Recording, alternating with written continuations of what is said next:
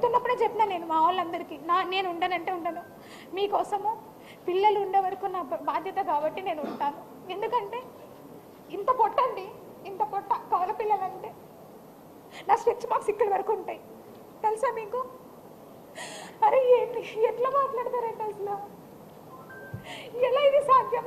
Vijayasai Reddy sir ఎంత పెద్ద మనిషి ఆయన. అరే ఆయన వయసుకి నా వయసు కన్నా తేడా లేదా కనీసం? మహాన్యూస్ అన్నిసార్లు ఆయన పేరు పెట్టి రాస్తా ఉన్నారు. అసలు నేను ఇక్కడే ఉన్నా, లోకల్లోనే ఉన్నా. సస్పెన్షన్ ఆర్డర్లో క్లియర్గా మెన్షన్ చేసి ఉన్నారు ఎక్కడ పోకూడదని. నేను కమిషన్కి మెసేజ్ పెట్టినా, సార్ బిడ్డల్ని చూసుకునేదానికి పోవాలి సార్ అనేసి నేను మెసేజ్ పెట్టిపోతా. అరగంట పర్మిషన్ అయినా సార్కి మెసేజ్ పెడతాను. నేను సస్పెన్షన్లో కూడా నేను సార్కి పర్మిషన్ అడిగి నాకు మెసేజ్ పెట్టినా. అన్నిసార్లు అలా ఒక పెద్ద ఆయన గురించి రాస్తా ఉన్నారు కదా మీరు. రాసేటప్పుడన్నా కనీసం వయసు గుర్తు రాలేదా మీకు? అరే నేను మాట్లాడితే తప్ప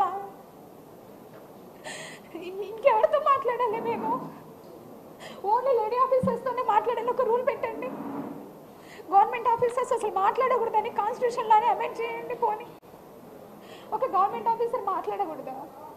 ఎంతసేపు మదన్ మోహన్ చెప్పాడు బాగుంది, ఎందుకంటే ముందు వెళ్ళి అలా అన్నాడు ఎక్స్ వై జెడ్ ఇంతమందితో అంటా ఉన్నాడే. నేను అలా ఎలా నేను మనిషినండి, ఉమెన్ని. ఇష్టపూర్వకంగా నేను ఒక మనిషితో ట్రావెల్ చేసే హక్కు నాకుంది.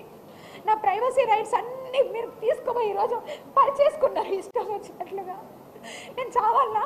నేను నా చావుకి కారణం ఎవరైతే ఎలిగేషన్స్ వేశారో వాళ్ళే అవుతారు. నా బిడ్డలకి వాళ్ళే రెస్పాన్సిబుల్ అవుతారు. ఎందుకంటే బ్రతకడం ఇంకా తెలిసిన వాళ్ళు తెలియని వాళ్ళు ఫ్రెండ్స్. జాబ్లో చాలా అంటే చాలా చామింగ్గా పనిచేసేదాన్ని. అందరూ ఎంప్లాయీస్ కూడా నేను వెళ్తున్నానన్నా కూడా ఏ రికార్డ్ చూస్తుందో ఏంటో అనే భయంతో ఉండేవాళ్ళు. ఇప్పుడు ఇంకే ఆఫీసర్స్ ముందు వర్క్ చేయాలి నేను? ఉద్యోగం కూడా వదిలేసి వెళ్ళిపోవాలి. గవర్నమెంట్ ఉండదు, ఏ గవర్నమెంట్ అన్నా రానియండి, గవర్నమెంట్ ఆఫీసర్కి సంబంధం ఉండదు. ఇప్పుడు మళ్ళీ రీఇన్స్టేట్ చేస్తారు. మళ్ళీ నేను ఒక దగ్గరికి ఆఫీసర్గా పోవాలి. అక్కడ లోకల్ పర్సన్స్ చెప్పింది చేయాలి కదా. లేదు నేను మీకు చెయ్యను అని అంటామా మేము? నేను రిక్రూట్ అయ్యేదా గవర్నమెంట్గా, అంతేగాని పొలిటికల్ పార్టీస్తో కాదు. అరే నేను ఒక బ్యాక్లాగ్ వేకెన్సీ వచ్చాను, కష్టపడి అందో ఇందో నేను కూడా చదువుకునే ఉద్యోగానికి వచ్చాను. ఎంతసేపు ఆంధ్రజ్యోతి పేపర్లో రాసింది 5 రోజులు రాశాడండి వరుస పెట్టి.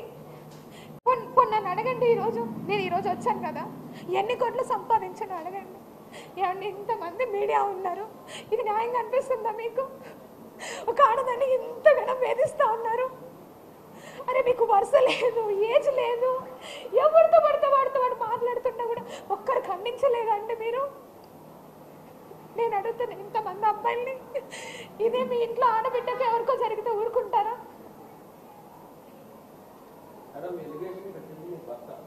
అది ఓకే. అవును.